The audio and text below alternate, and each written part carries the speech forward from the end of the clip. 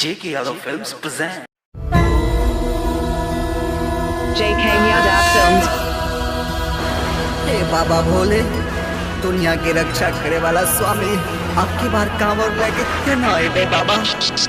China से अइले बाबा वायरस कोरोना हो, वायरस कोरोना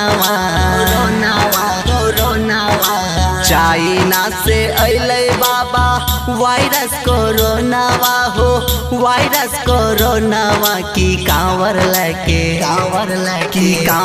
लेके के ना आइबो तोर भवनवा की कांवर लेके ना आइबो तोर भवनवा। ए भोले बाबा कसहूँ बचाइला जहनवा, ए भोले दानी कसहूँ बचाइला जहनवा की कांवर लेके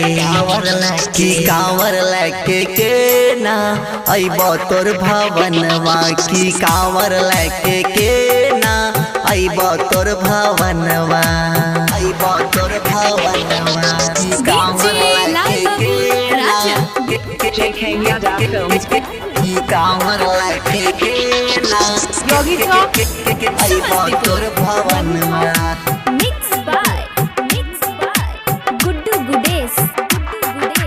हाँ, हर साल कांवर लेके आवे रहिए पैदल भोले बाबा तोहारे दुआरिया हो।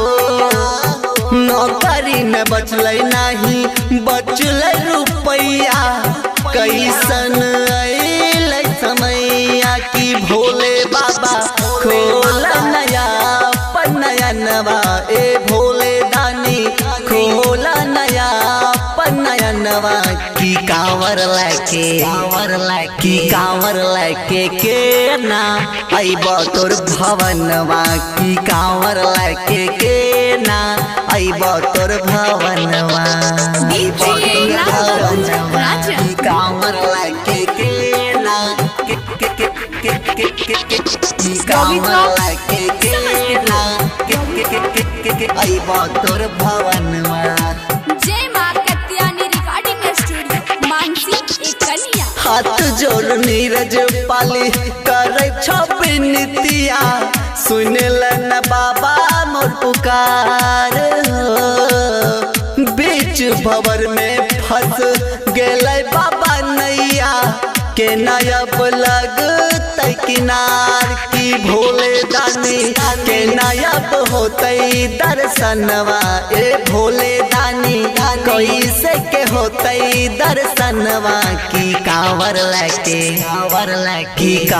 लेके के ना आइबो तोर भवनवा की कांवर लेके के ना आइबो तोर भवनवा।